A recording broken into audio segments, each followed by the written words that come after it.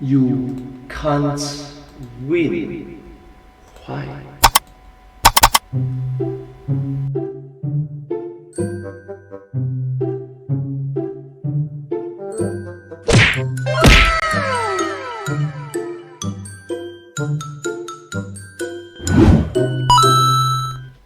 Hello everyone, let's start! Yeah!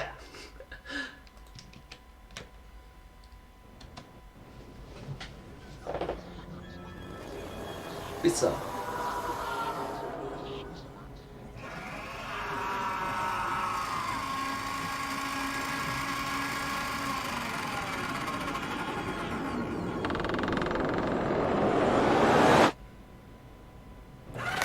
It's back! Oh gosh, do you know this? That is like the final theory of FNAF again. So the previous one was not the final one. I'm just saying, you're still making FNAF videos in the year 2021, so...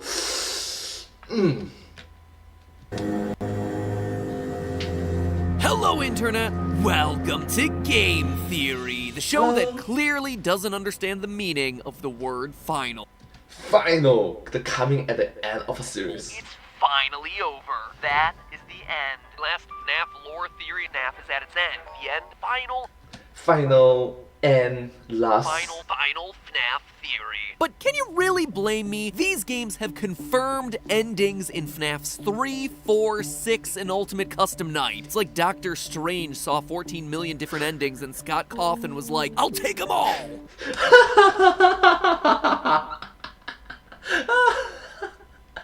I'll take them all!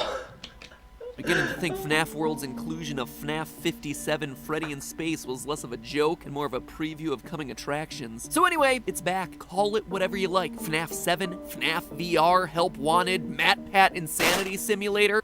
What? MatPat Insanity Simulator.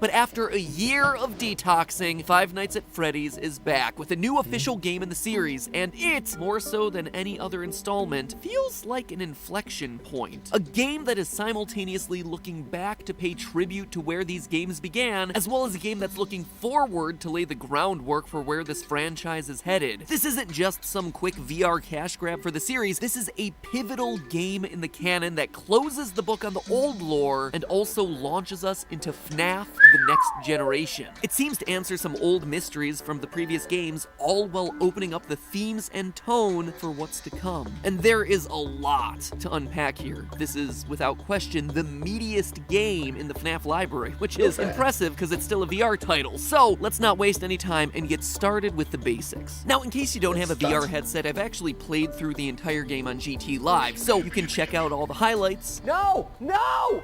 Oh! Are you kidding me?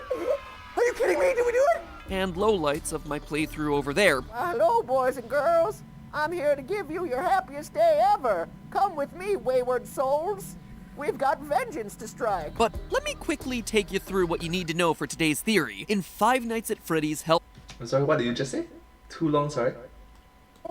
We've got vengeance to strike. But let me quickly take you through what Too long didn't watch 12 hours of FNAF gameplay. you need to know for today's theory. In Five Nights at Freddy's Help Wanted, we're playing as a beta tester for a new Freddy game. As we're told in the opening cinematic, we know that Fazbear Entertainment has developed something of a bad reputation over the last few decades. While it's true that some stories associated with our name were loosely based on actual events, the majority of them were total fabrications from the mind of a complete lunatic. Lawsuits pending. and yes, that picture is really Scott Cawthon canonically inserting himself into this game. That is a discussion for another episode, my friends, because it throws all sorts of weird monkey wrenches into the lore, but we'll get to that later. So according to the intro, Scott's Games gave Fazbear Entertainment a bad name, and the point of this Freddy Fazbear virtual experience then is to poke fun of their past, clear their name, and ultimately rebuild the brand. Seems simple enough, right? Play through some loving recreations of past games as well as some new minigames, and that's it. Job complete. A new generation of Faz fans fall fall in love with all these new characters and add to Scott Cawthon's growing pile of money. Don't forget the merch perfect for birthdays. Speaking of merch, Fazbear Entertainment ain't the only ones chilling for their supper. Game Theory merch is also perfect for birthdays. Heck, probably even more perfect for birthdays, Scott. And, wouldn't you know it, we just released a bunch of new items for you.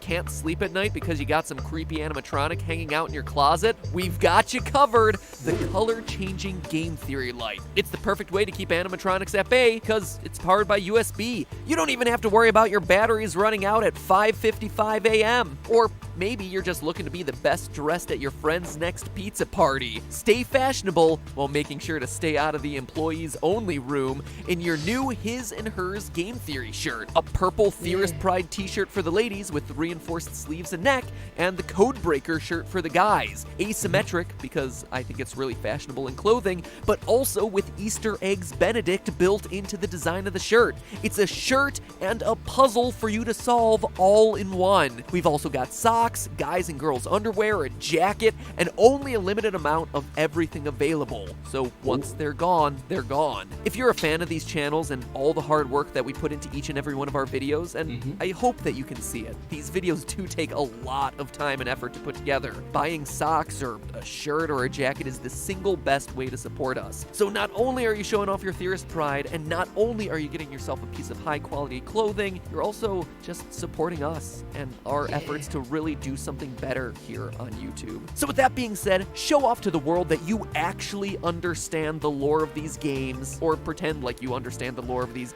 Ooh, pretend that you understand the lore of these games. Ugh.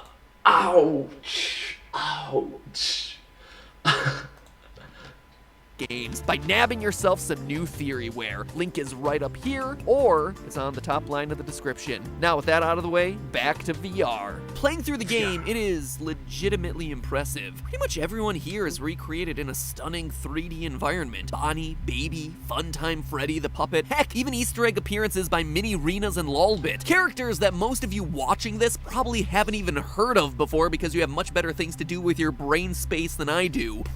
Oh, than I do. Practically everyone is here in this game, except for one important omission. Golden Freddy. I mean, Ballora isn't around either, but you know, I said important. But that seems weird, right? I mean, this is a game that drops you into perfect recreations of the first 3 installments of the series. You don't just forget about one of the most important characters to the lore of these games. Well, that's because it isn't some careless oversight. Golden Freddy isn't here for a reason. It's our first clue that this game isn't just a joke and is a canonical entry. Specifically, it tells us where it falls in line with everything else that we've played through. Golden Freddy isn't here because she's busy hanging out in HE double Chica arms with William Afton. Think back to the end of Ultimate Custom Night and our previous theories. By tracking the voice lines used throughout the game over screens, we were able to piece together that we're playing as William Afton in that game. Child killer extraordinaire, and that the whole game was him trapped in heck to atone for his sins. And the thing that was keeping him there was the one he should not have killed, a girl named Cassidy. The spirit who had an axe to grind, possessing the Golden Freddy suit. The reason Golden Freddy isn't in FNAF VR is because the spirit is down there tormenting Willie A forever, from here until the end of the series. That's why the ultimate ending of Custom Night was Golden Freddy twitching off into the darkness. Cassidy never gives up her soul, no matter what Old Man Consequences said. Further cementing that Help Wanted is now at the end of the FNAF timeline is this miserable little creature right here, the Scrap Baby plush. Because why wouldn't you want to cuddle with something that rips in half and eats children alive? Let me remind everyone who doesn't have an encyclopedic index of all 60 plus animatronics that have graced the screen in this franchise that Scrap Baby is the homeless hobo version of the old baby after escaping sister location and who was voted out of the Ennard tribe sometime between FNAF 5 and 6. Her only on-screen appearance is in FNAF 6, so the fact that a reference to her exists in this game at all means that it must come after her expulsion from Ennard, sometime definitely after FNAF 5, but again, with Golden Freddy missing, it seems to secure it after everything's burned down and closed. So we have ourselves a company that's trying to rebuild its reputation after a series of tragic events. Seems pretty simple, right? Of course not. This is a FNAF game. It's pretty simple, right? Of course not. You know that the story is never going to be that obvious. Hidden throughout the game are cassette tapes that, when collected, unleash a new monster into the hallways of this pizzeria, what the game's files refer to as Glitchtrap, a yellow bunny with purple eyes. Yellow bunny with purple eyes, you say? I think I might know where this is headed. As you collect more and more tapes, this glitch rabbit comes closer and closer, becoming more and more fully formed. Beat all the minigames and you unlock the final challenge, Pizza Party, a nightmarish fever dream that mashes together every location that you just played through. Waiting for you at the end of this horrific maze is the single scariest moment from the entire franchise. Alright. So disclaimer is going to be scary, alright? Viewer discretion advised. Viewer discretion is advised. And I can't emphasize that enough. It is literally chilling. What you learn is that you, a 7-year-old, have been lured to the back room of Freddy's. And what awaits you is your pizza party, complete with your favorite flavor of cake, all your best animatronic friends, and then Glitchtrap calls you to follow him. The music fades, and suddenly you're on stage. You're holding Freddy's microphone. You are Freddy. You've been stuffed. You are now a missing child, watching as your killer dances gleefully to the song that you're being forced to stand up on stage and sing. This isn't just a spoopy jump scare of some goofy character. This is real horror. So it definitely seems like this new character, Pedo Hair, over here is William Afton. I mean, sure, the suit isn't as bulky as a Springlock suit, but he's got all the other qualifications down. Yellow bunny fursona, check. Association with the color purple, check. Enjoys children's pizza parties, just a wee bit too much? Big old check again. Then again, to call this character William would be missing a huge chunk of this game's story. This isn't William. Like I said, he's trapped in eternal torment with Cassidy, listening to Barney the hippo over here tell his life story. Dry bread was always fresh on Tuesday. They made sourdough bread on Monday and threw it out Wednesday. What was I saying? No, to understand who... It's like, what was I saying? Never mind.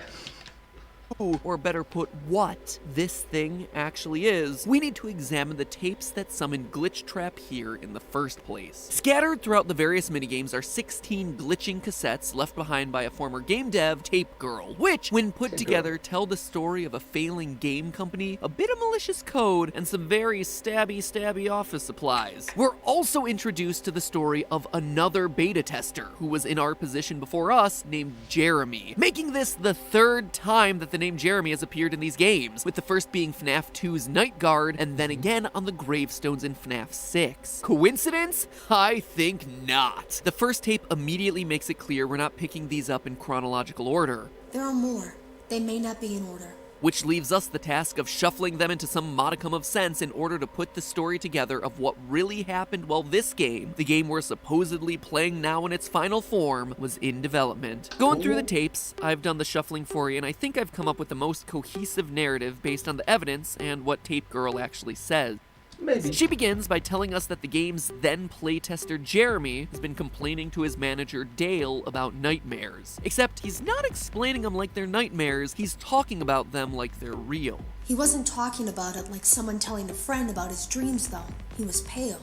He doesn't even jump anymore. He just stands there like he's talking to someone. Pale? Doesn't react to scares? Talking to themselves? Sounds to me like he's going crazy. Either that or he's just a FNAF YouTuber. Hashtag relatable, am I right? The game he's working on is this one, Freddy Fazbear's Virtual Experience, which includes some code that was inherited from Fazbear Entertainment. Scanned off some old hard drives to save him time and money. It was just junk. Circuit boards and things like that. It seemed to take hold by itself. But then, he started appearing. At least that's what Jeremy said. Manager Dale doesn't seem to take Jeremy's warning seriously, however, and instead he starts documenting all of Jeremy's behavior in preparation to fire him. You can always tell when a company is getting ready to fire someone. The thing about it is that I don't think they were going to fire him because of anything he was doing wrong. They just knew he'd seen something. This confirms for us. Wow, that means the company actually knows that. Why? One major detail, that the scariest thing in the FNAF universe is crunch time. Working long hours until you're driven crazy and then fired at the end? Man, it's just like the real-life games industry. It's uncanny. These games just get more and more realistic. So Jeremy is going crazy and no one is listening. Flash forward to tape 6, where Tape Girl talks about coming in early one morning to see the supply room lit and Jeremy in the darkened testing room. It's a short tape, but it's an important one because it sets us up for tape number 9, when we learn that what she saw looked like a Halloween mask laying on the ground and a bunch of ink both on Jeremy and scattered around the floor. But that's not ink, and that's no mask. The ink is Jeremy's blood, and the mask is actually Jeremy's face, which he presumably sliced off his own body using the aptly named guillotine paper cutter. We know this to be true thanks to tape number 4, where we hear Tape Girl say that the cutter comes from the supply room and that Jeremy expressly knew where it was. I didn't even know we had one in the supply room. I was always afraid of losing a finger. That seems so silly now. Jeremy used to do design work. I guess that's how he knew it was there. And for as extreme as this sounds, we know that he sliced off his face due to all these seemingly minute details about how his face was obscured that morning. I went back and peered in the window. I couldn't see his face. He had the visor covering his head. Anyone else getting some bizarre Bite of 87 vibes from this story? No? Is it just me? Huh. So Jeremy eventually dies from his injuries. After Jeremy's death, things start getting even weirder, which is a relative statement considering that this is the FNAF franchise. True, this is FNAF, so things will get weird. Talking about. Tape Girl overhears a conversation about a lawsuit in the aftermath of Jeremy's death, which makes perfect sense given that he died a horrific death on the job. In response, the company starts taking some serious steps to cover their tracks, namely to sell off the game and destroy evidence that could incriminate him. In the meantime, Tape Girl takes over Jeremy's role as playtester, and all we can hope is that she really cleaned that VR headset before she put that thing back on. She has 3 days to playtest the game. Across her audio logs, we learn that in that time, she sees Glitchtrap for the first time and comes to learn that he's attached itself to her audio logs. She tries to delete them, but can't. So instead of deleting them, she fragments and disperses them into the 16 small pieces we've been collecting throughout our playthrough, warning us that they shouldn't be reunited at any cost. Hide all traces of these logs that I've created. I fear that finding them and reassembling them will also reassemble the very thing I've tried so desperately to destroy. Whoops! Probably shouldn't have hidden that info on tape 15 of 16 after... Ooh. True. That, though, she seems to backtrack on her story, saying that in fact the entity in the game can be killed, and that to do so we should reassemble the tapes. Odd, but okay, we've got them all anyway, so might as well see what we can do. Glitchtrap attacks us once we have 16 tapes, and if we don't respond in time, we trade places with him. For a brief second, we see through his eyes back down at the console that we were just operating. Our consciousness has truly melded with his, just like the voiceover warned about at the top of the game. Asbear Entertainment is not responsible for accidental digital consciousness transference. So that's... Accidental consciousness transfer. Why do they know it? How do they know it? What?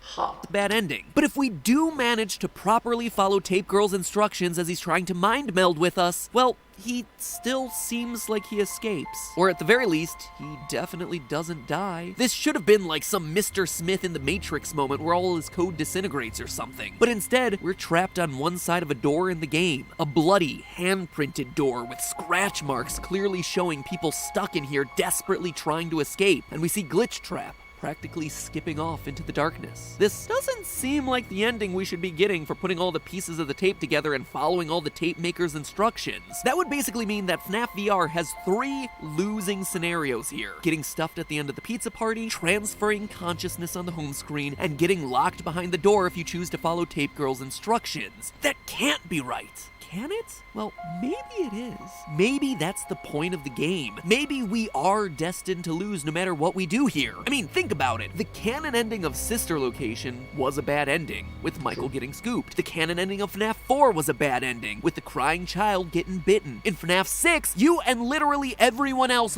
burned to death. I mean, it's considered a victory, but you're still dead. Now, let's look closer at the text of the audio logs. There is something clearly wrong in them. The tapes start out just fine. They follow her story in a pretty logical way, and we know she's a real person in the real world because she's observing things from outside the game's testing room. Things like Jeremy complaining to management and the stuff that's present in the supply room. But then, upon closer inspection, you start noticing some strange anomalies. For instance, we have two tapes that both start with her introducing who she is. A hi or a hello followed by, you don't know me, or can you hear me? Which is our first hint that something's a bit off. The same person is making these tapes the whole time for the same audience. So why introduce herself to us twice in both tape 1 and tape 15? Why would one end with her saying, Now I fear that those logs are being used as a Trojan horse. If you're unable to abandon development, hide all traces of these logs that I've created. basically telling us to hide the logs, but then also say this? There are more. They may not be in order. Basically inviting us to put them all together. Weirder still is the fact that the last file suddenly does this major about face relative to all the previous logs, where suddenly she says out of nowhere, oh yeah, there is a way to kill Glitchtrap. This is odd on a lot of different levels. The first and most obvious being, if these instructions really do work and she's so sure about it, why didn't she follow them? If this method was actually effective and she knew it was effective, Glitchtrap wouldn't be in the game anymore, because she would have followed her own advice and wiped him out. How would she even know that this system works? The answer is, it clearly doesn't. Or at least it doesn't do what she says it's gonna do. That's because she's not trying to get you to kill off the entity in the code, she's trying to get you to release it. While we don't have every piece of the puzzle in this story, here's what I think actually happened with all these audio tapes. The tape maker starts out genuinely making these logs to document the weird stuff that's happening in the game studio. The stuff with Jeremy really happens. She really sees Glitchtrap in the game, but on her last day of playtesting, she tries to delete the files and fails. Instead of killing Glitchtrap, she undergoes a digital consciousness transfer, just like we do in one of the 3 bad endings, trapping her in the game and releasing Glitchtrap, presumably into her own body, or just releasing him into the real world. Both of which are possibilities that the game explicitly warns us about in the opening sequence. Fazbear Entertainment is not responsible for accidental digital consciousness transference. Accidental digital transfer. How do they know that it's possible? Why do they know it's possible? Who was responsible for it? Real-world manifestations of digital characters. That, my friends, is why you always have to read the disclaimer. From inside the game, she's now stuck, with her only hope for escape being to go through the same process she just went through from the other side. She creates a new log, starting over by saying, Hello? Can you hear me? which in reality is saying, hello, can you hear me in here? Since she's now making the log from inside the game. She tries to create a new story that encourages a future developer to piece the logs back together, and then seeds one final log out there to tease the idea that a future developer can solve the problem by killing off Glitchtrap using her log assembly method. It's smartly constructed, because she's counting on future developers having the same curiosity and determination she did. She even mentions this in one of her earlier logs, tape 3, that when Jeremy had told the developers that something was wrong, But as a dev team, we all just saw it as a challenge to find what the problem was and fix it. Oh, as the dev team, that means development team, as a challenge so that we can improve it, you know. So that when there's a problem, they try to prove it, solve it. we do exactly the same thing, finding what's wrong and following the instructions on how to fix it, only to find ourselves on the wrong side of the door covered in handprints, where presumably lots of other people have been there before us. Glitchtrap, or whoever is in the body of Glitchtrap at this point, perhaps Tape Girl herself, disappears into the darkness and takes over our body on the outside. And now it's our turn to wait for the next beta tester to come in, follow the tapes, and hand over their consciousness to us. Now, that last bit there is speculation based on the oddities in the audio logs and the fact that Oh my god, do you notice that his audio just got super close just now? What the? No, that's super meta. following her instructions results in seemingly yet another bad ending. But even if all of that about consciousness switching and her being trapped in the game and us taking her place trapped in the game isn't the case, the point is, William's back, just not in a way that any of us expected. What seems undeniable in Help Wanted's story is the fact that his consciousness was preserved in the circuit boards that got scanned to make this game. And now, he's here as Glitchtrap, tricking players into letting him escape. It's no longer the same guy. He's now an AI replicating the behaviors of William and snatching the body of whatever completionist is determined enough to play through all the elements of the game. In a funny way, it's exactly like the story we've been piecing together for Petscop. It's odd, actually. Maybe they really are one and the same, both made by Scott Cawthon. The biggest lingering question now in my mind, though, how many Williams are out there? Is this just one instance of an AI looking to escape, and now we're the new host body? Or is it somehow able to replicate itself, copying and pasting its code into any mind out there that's playing its little game? Could we be entering a new part of the FNAF franchise with multiple William Aftons, all in completely different bodies? For as cool as that would be, and honestly I think this game could open up that world, I don't think that's gonna be the case. I think that's why there's such an emphasis in this game on you being a beta tester. It's one instance of corrupted code and you happen to be playing it. And now you're infected by it. In the next generation of FNAF, you, or at least your body with William Afton's code in your head, is the new killer. And so on and so forth until we finally get to FNAF in space. But hey, that's just a theory. So that storyline. Oh my god, that is complicated. That is super complicated. A game theory. And we should Wait, what am I doing here? probably talk about Jeremy. It's weird that his name is used 3 times. There is no possible way that that's meant to be a coincidence. There's also this random appearance of Shadow Freddy, which I found in my playthrough, which again, seems like an odd little detail that's important to account for in the Pizza Party minigame. And the fact that Glitchtrap has 3 toes, just like the footprints that are outside of FNAF 6's house window. There is a lot more here in this game, but I honestly just need more time to think it all through. Rest assured, though, I'll be back. I always come back. And that, my friends, is why you should subscribe and ring the bell to make sure that you're notified of all our new uploads, because Ooh, okay. as you can bet, I am not done with this new game quite just yet. There is just so much to unpack. And again, just as a reminder, we upload new theories every Saturday or Sunday. We've been doing it for years now, so please support the channel. Now, if you'll excuse me, I do really gotta figure out this Jeremy stuff. It's really bothering me. There's something here. There's something here. It's the linchpin in everything that came before. This is weird, man. Also, Scott Cawthon's the villain in his own game. But, again, more on that one next time. Interesting, very interesting. So thank you so much for watching this video. If you do like this video, please consider to watch more of my videos. And yeah, show support and do drop a like, share and subscribe to my channel. And comment down below if you have anything to share with us. Do remember to follow my channel and thank you so much. The video that I just reacted to came from the YouTube channel The Game Theorists. I'm a huge fan of their work and I hope that you will like this video as well. This video came out in the year 2019, so I think it's around 2 years ago. So yeah. Thank you so much for watching this video and I'll see you next time. But hey, that's just a theory. A game theory. Thanks for watching.